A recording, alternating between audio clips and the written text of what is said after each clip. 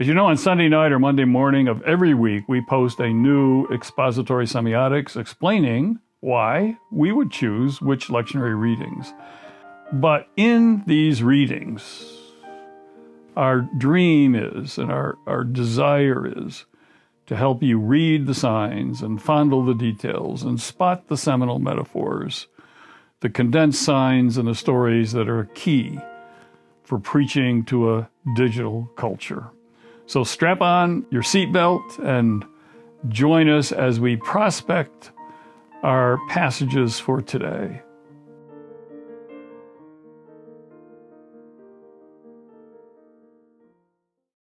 As you can probably tell by the surroundings that I am on the road, and this is a prophet's chamber that I am in. It used to be when traveling preachers would come to a community, they would ask, is there any prophet's chamber here? And the prophet's chamber were those places that dedicated, committed Christians had saved for traveling preachers to stay in. And here I am in Arkansas at a house where the family has a prophet's chamber. And so I'm speaking to you from their prophet's chamber, and I appreciate their hospitality.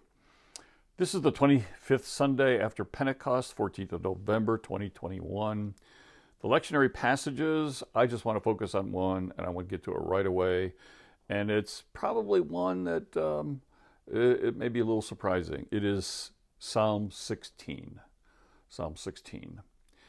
I have pinned to my Twitter account a little meme that I created. And it is this: every person you meet today is hurting deep inside from something. Go gentle into this good day. Let me repeat it. Every person you meet today is hurting deep inside from something. Go gentle into this good day. We live in a culture where everyone seems to be on edge, where everybody is dealing with something and is about ready to explode. It's almost as if everybody you meet has something like danger, hard hat area, or danger, explosive materials, because everybody seems to be about ready to explode, and it's an explosive world. Hence my book, Rings of Fire. There's volcanoes exploding everywhere you look. And so I am titling this meditation, based on Psalm 16, Close Cover Before Striking Match. And we who are followers of Jesus sometimes we do need to light a match.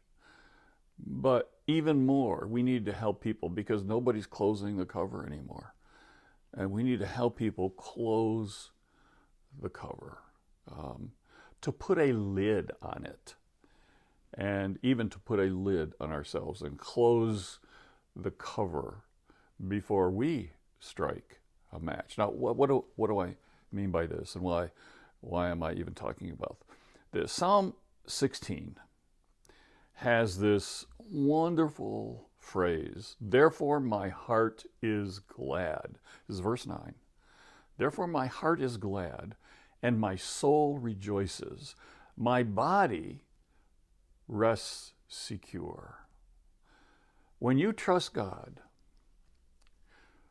you sleep different, you talk different, you eat different, because when you trust God, you have a glad heart, you have a joyous spirit, a joyous soul, and you have a restful and secure body. That's the promise of the psalmist.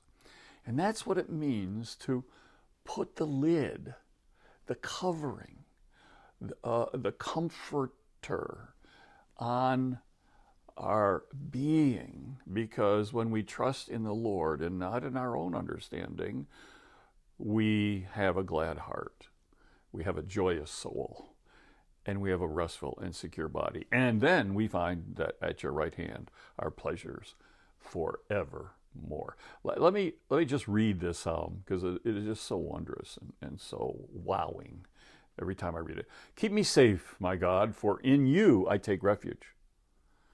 Notice, in you. God is our only hiding place. I say to the Lord, you are my Lord. Apart from you, I have no good thing. I say of the holy people who are in the land, they are the noble ones in whom is all my delight. Those who run after other gods will suffer more and more. I will not pour out libations of blood to such gods or take up their names on my lips. In a culture where there are a lot of pagan gods out there, we need to reread that one. But then here it is. Lord, you alone are my portion and my cup. You make my lot secure. The boundary lines have fallen for me in pleasant places. Surely I have a delightful inheritance. I will praise the Lord who counsels me.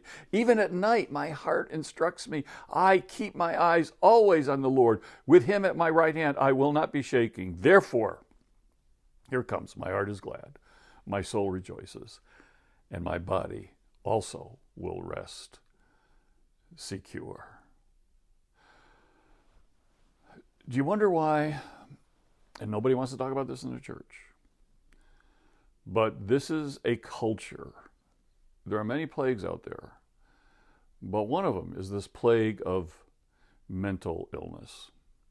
I enjoy memoirs now more than fiction. I don't know what, I'm sure that maybe says more about me than anything else, but I have these randomized reading rituals, and in one of them, this last week, I picked up Lucy Burns' new memoir, Larger Than Orange. And here's what she confesses very early on in the book. Nearly every day I have had thoughts about harming myself or others. Nearly every day I've made plans to end my life. Whoa. Let me repeat that. This is a young person writing a memoir. Nearly every day I have had thoughts about harming myself or others. Nearly every day I made plans to end my life. Everyone you meet is hurting deep inside from something. Go gentle into this good day. In 1999, there was a Surgeon General's report on mental health, and it said that 50 million U.S. Americans develop mental health disorders each year. 50 million of us develop these new mental health disorders. Some of them are come and go. It came to pass. Others, it becomes a chronic condition. But 80% of us have experienced some form of therapeutic intervention in our life. 80% of us. During any given week, 15 million Americans will attend one of about 500,000 support group meetings. 1/5 to 1/4 of people worldwide experience a mental health problem at some point in their life. And mental disorders account for 1/3 of years lived with disability, making mental conditions by far the leading cause of disability. And you all know some of the stories of those more famous ones who suffered from these mental illness conditions. Churchill. Many people don't know this, some people do, but when Churchill suffered these setbacks in his political and administrative life, he was plunged into these severe depressions. And there were times in his life when the people closest to him were very concerned that he would commit suicide. He was so depressed. But he learned how to cope with adversity and depression. He learned how to close cover before striking match. And he actually came to call these periods his black dog moods, his black dog periods. Like Picasso had a blue phase, a blue period in his life where all his paintings had these shades of blue in them. Churchill had these black dog periods. And a noted psychiatrist once wrote a penetrating study of Churchill's condition here. And he concluded that it was through Churchill's struggles with the black dog that he acquires the iron will and determination that was needed to stand against Hitler when all else seemed lost. So the very mental illness that could take him down at any moment, was the source. See, God's strength is made perfect in our weakness, and was the source of his greatest strength for leading a nation through some of its darkest hours. I'm a big fan of Tipper Gore because she was one of the first to admit publicly and make it acceptable to talk about dealing with depression and talking about her own depression. Now, one of the things that fuels depression and actually fuels mental illness is rage and fear. And there are all sorts of metaphors for depression. There's a whole book on the noonday demon, which talks about depressive disorders. Churchill's Black Dog. You also got black cloud metaphors. Waterboarding of the soul is one of my favorites. Thick fog. But we are living in a world that is not conducive to mental health, but seems to promote mental illness. Kids as young as 6 are getting lessons in how to deal with the stresses of life. And there's even a growing psychology field of the mental health of infants, because these issues are going so far down so far fast. Now, I'm not talking about here just different moods. You know, some mornings, I don't know about you, but some mornings you just wake up, good morning, God. And some mornings you wake up and you go, good God, it's morning. I raise my kids with the mantra, you don't litter your food, don't litter your mood. But we're talking about something deeper here than just, a yo-yo mood swing. We're talking about a condition of the spirit, mind, and body that the psalmist is addressing here in Psalm 16. I had a parish, and one of the couples in that parish, he was a minor, and she had what's called Geschwin syndrome, also known as hypergraphia. But in other words, wherever she saw white or space, she had to write on it. So if she had a white blouse on, she'd write on it. If she had white paper, she'd write on it. If she had a hat with white on it, she'd write. Her husband's shirts, when they came to church, I mean, it was a scene, because if he had any white on his shirt, it was written on. And that and the problem is, she was one of the friendliest people in the church. She loved to meet new people and greet them, but she was an imposing woman. She was actually bigger than her husband, and when she came at you, it could be a little frightening for somebody who was just new to the church. And it was amazing to me to see how does the church handle mental illness? Well, here was a church that loved them, put a separate section of a pew with books that she had already, hymnals, Bibles she had already started writing in, because when she saw white, she had to write. And so they were there. They were her books, her Bibles, and they helped protect other people from sitting there, because they could always sit there. And when she went a beeline to somebody who was new, and the congregation would find ways, and they didn't plan this. They just kind of threw themselves in the path and started talking to her and loving on her, and then somebody else would go to the new people, and just how a congregation can love people and integrate them into the mainstream of the church life and worship, as this congregation did with this woman who had Geschwin syndrome. Can the church care for those with a mental illness or mental health problems like depression, like bipolar disorders, like anxiety? And there's all this fear and prejudice against the mentally ill that leaves off these feelings of unwelcome and stigmatization and alienation, and not just from the culture, but most grievously, and it hurts me to say this, from the churches as well.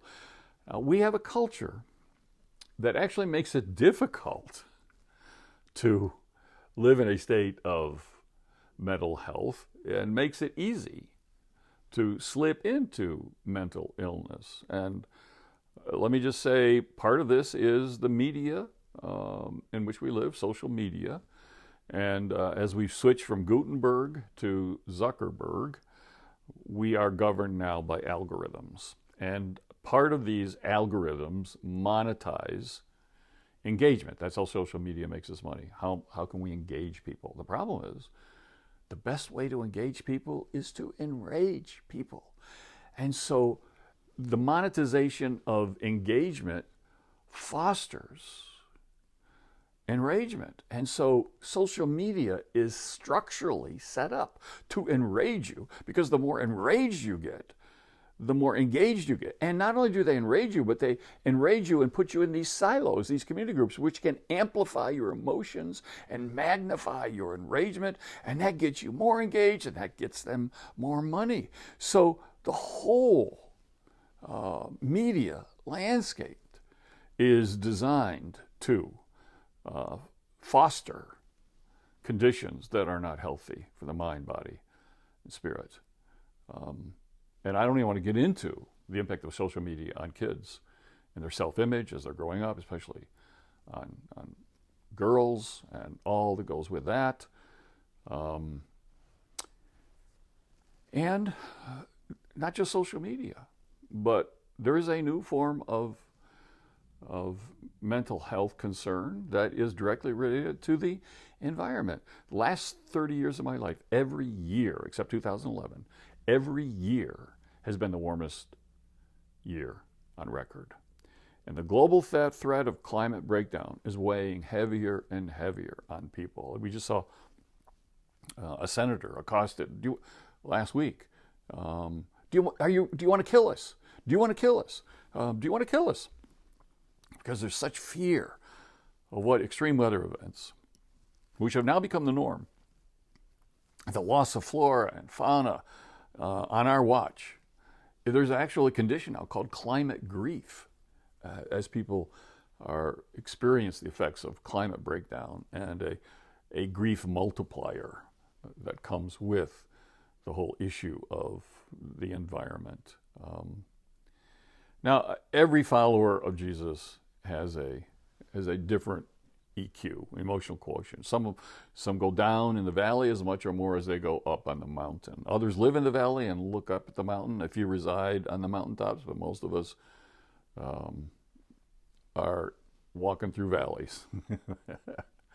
But that's not what we're talking about here. We're talking about a mental health crisis that manifests itself even in homelessness is not it's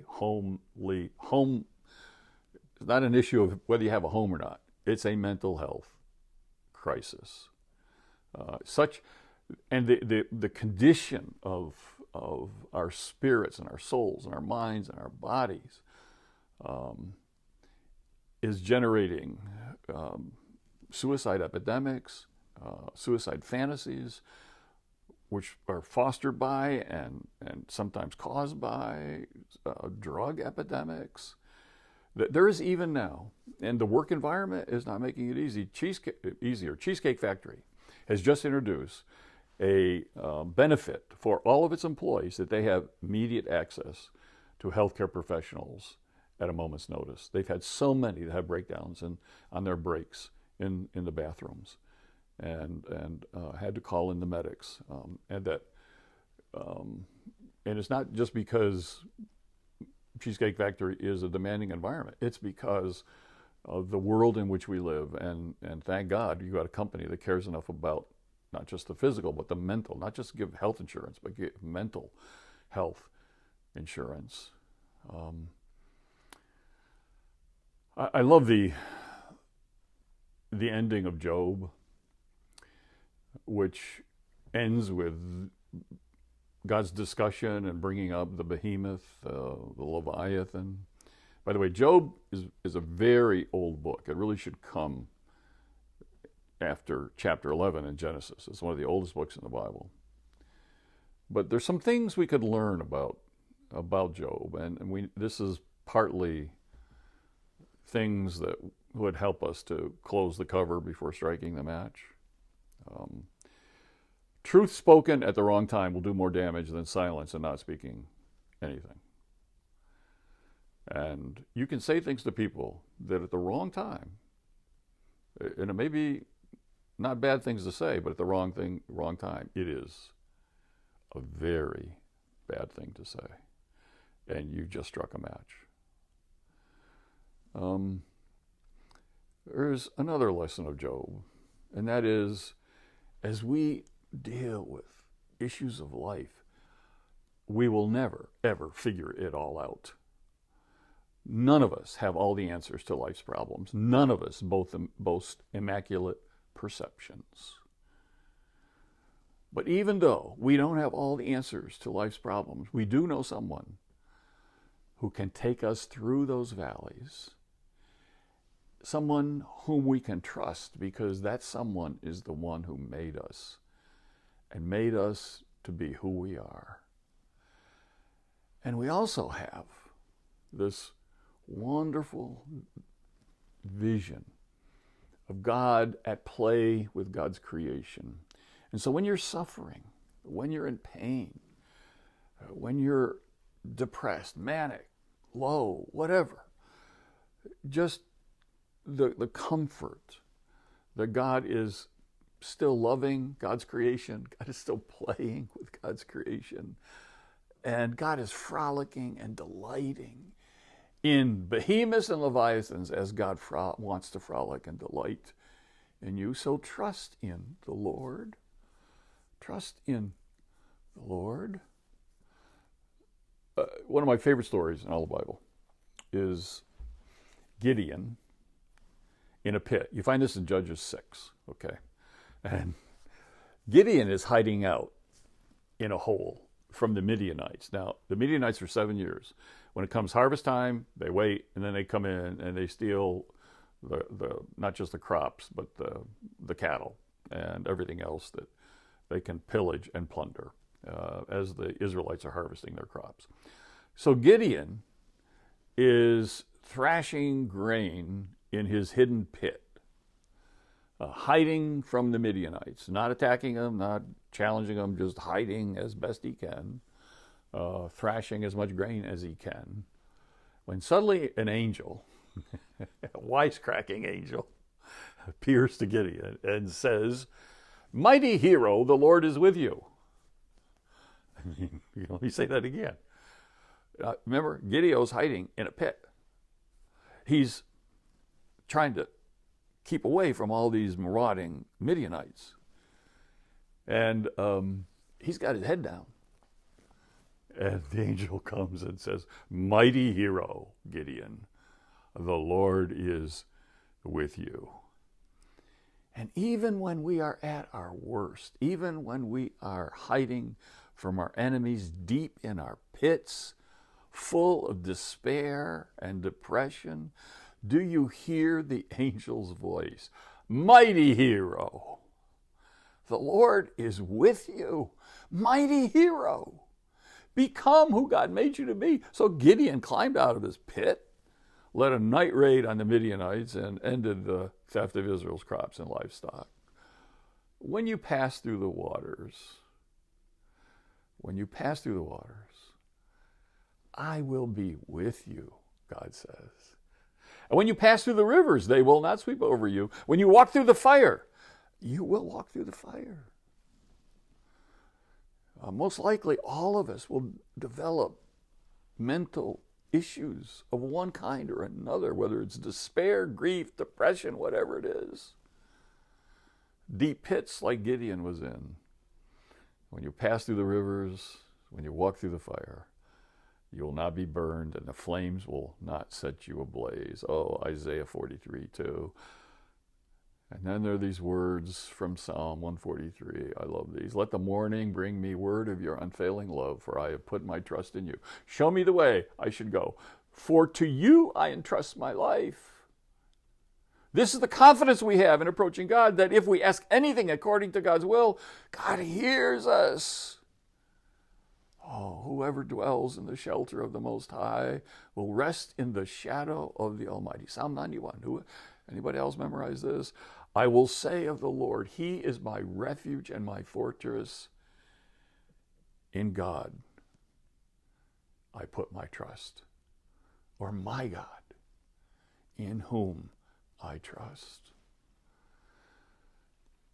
This is a time that we need to learn to trust in the Lord with all our hearts. Lean not to our own understanding. In all our ways acknowledge him, and God will direct our paths. Wait for the Lord. Be strong and take courage. Wait for the Lord. Do you hear the cover closing? Do not let your hearts be troubled. You believe in God. Believe also in me. Are you putting a lid on it? Love does not delight in evil, but rejoices with the truth. It always protects. It always trusts. It always hopes. It always perseveres. Put a lid on it. Close cover before striking. Or stick a wrap in it. I love wraps. Anybody? Stick a wrap in it. Wrap yourself in Jesus. Wrap yourself in his covering, in his comforting, in his comforter, in his protection. And in that way, we will know the promise of the psalmist that when we trust in God, when we close the cover before striking any match or word, when we trust in God, we have a glad heart, a joyous soul, and a restful and secure body. Go gentle into this good day. Everyone you meet is hurting deep inside from something.